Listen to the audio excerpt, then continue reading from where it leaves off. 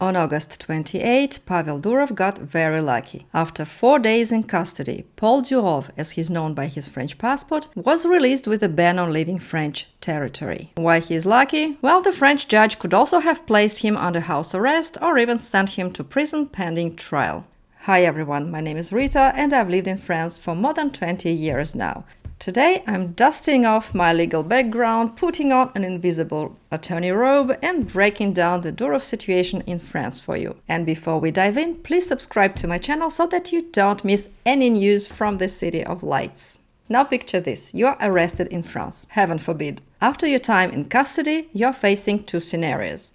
Either the prosecutor sets you free, you pop champagne, or you are off to court. The latter scenario indicates that judicial authorities have initiated an investigation and you've officially become the accused. This is exactly what happened to Pavel Durov. Durov's French journey began with a 96-hour, that's 4 days, stint in custody. Why 26 hours, you may ask? Well, in France, the standard detention period is 24 hours. This can be doubled if the alleged offense could land you in prison for at least a year. For particularly serious crimes, they can keep you in jail for 72 hours or even 96 as in Durov's case. And for terrorism suspects, that's a whole other game. They can be held for 144 hours, that's 6 days. Once Durov was officially charged, a judicial investigation kicked off.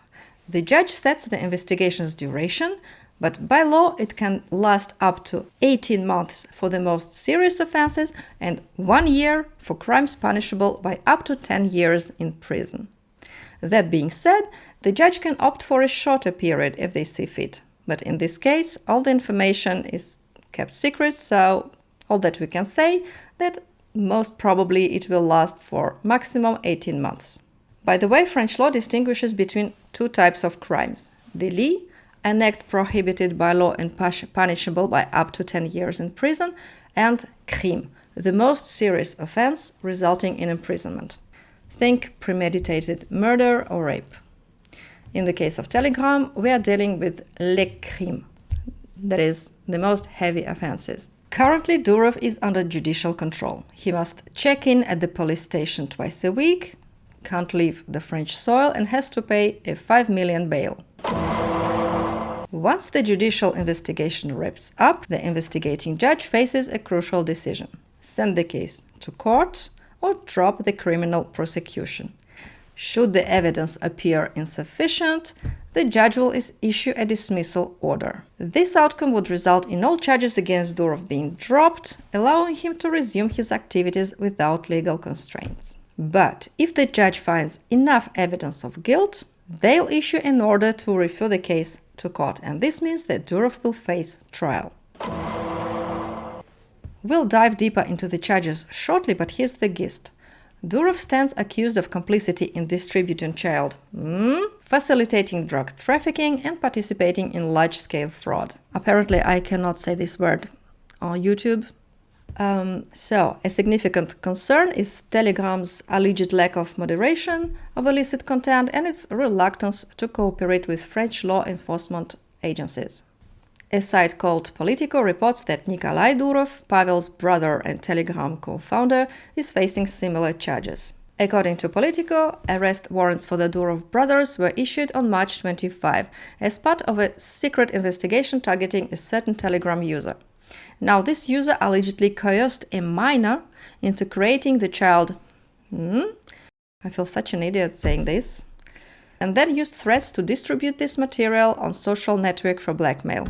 So during this investigation, French authorities requested Telegram to identify the user in question, and however, the company reportedly refused to comply. Now let's break down the charges against Durov. There are 12 in total, but we'll focus on the heaviest ones. Complicity in managing an online platform to allow illicit transactions by an organized group. Complicity in distribution, offering or making available of images of minors as an organized group. Up to 10 years of prison and 500,000 euro fines. Dollars? No, we are in Europe here. My God.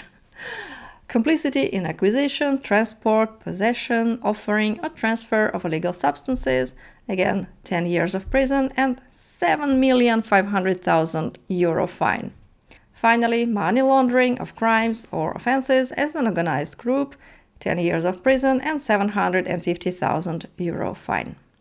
Now, unlike the US, France doesn't stack sentences. In the United States, if you are found guilty of multiple crimes, you can be punished for each one, and all the sentences are added up. This is how some American serial killers can end up with 40 life sentences, one per victim.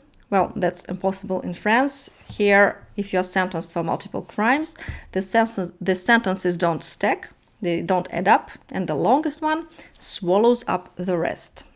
That is why, even if Pavel Durov is found liable on all accounts, which is unlikely, the maximum he can get is 10 years in prison. That's the upper limit for the crimes listed. But the key question is, can investigators prove Durov's guilt beyond a shadow of a doubt? So here's the thing. 5 charges allege the businessman's complicity in very serious crimes. French law states that complicity requires intent. It must be proven that the accused intentionally sought to contribute to the commission of the crime. So for a conviction, prosecutors must show evidence that Pavel Durov personally and intentionally aided in these criminal acts. But let's be real. If Telegram users are committing countless offenses, the service administrator, how can he possibly know about each of them?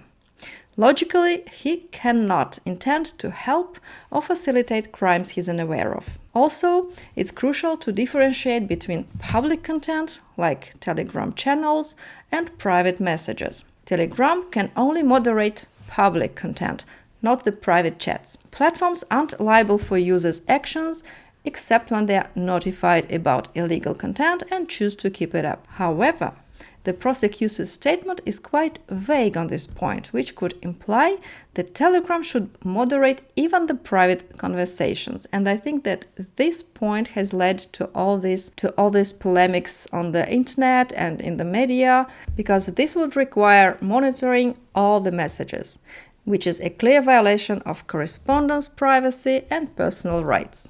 Such practices are obviously illegal under current French law. So let's wait and see. I'm very interested in reading the verdict in the future. Liberté. Liberté. Liberté. This tweet came from none other than the eccentric Elon Musk. The former Fox News commentator Tucker Carlson weighed in. Pavel Durov is now in a French prison. This is a warning to all platforms that refuse to censor the truth at the government's request. Carlson and Musk echo a common Silicon Valley mantra. Platforms shouldn't be liable for user actions. Also, I sometimes see posts on internet which compare Telegram to certain other inventions like the internet itself. People asking questions that should we now prosecute the inventors of internet because obviously internet allows multiple illegal activities, but this argument seems oversimplified for me, because Telegram is not just a technology, it's a company with special legal obligations and responsibilities. And so Pavel Durov's arrest spotlights a crucial dilemma. How do we balance free speech with law enforcement in our digital age? Governments typically prioritize public safety over individual freedoms. This is a fact. They worry that unchecked platforms like Telegram could become safe havens for criminals and terrorists. In their view, the law must set clear boundaries to prevent misuse. These advocates for regulation argue that unrestricted freedom may lead to chaos. They believe that fighting illegal activities on Telegram justifies certain limits on personal freedoms, given that the government's main responsibility is ensuring public safety. On the other hand, advocates for unrestricted freedom perceive this as a form of veiled authoritarianism. They argue that under the noble guise of safety, the state is just trying to reclaim control over communication spaces it no longer dominates.